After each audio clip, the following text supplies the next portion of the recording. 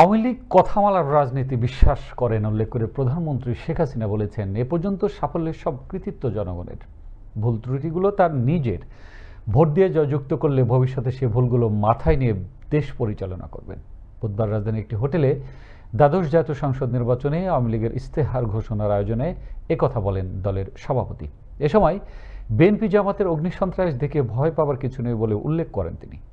আমাদের সরকার একবিংশ শতাব্দীর এই ভয়াবহ মহামারী সফলভাবে মোকাবেলা করার পাশাপাশি অর্থনীতির চাকা সচল রাখতে সক্ষম হয়েছে।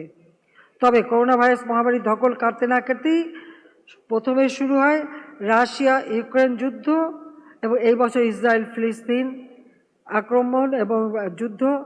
যে কোনো যুদ্ধ শুধু দুই প্রতিবেশী সমরাস্ত্র প্রতিযোগিতা না বা সমস্ত ব্যবহারের মধ্যে সীমাবদ্ধ থাকে না, এটা সারা বিশ্বকেই ক্ষতিগ্রস্ত করে।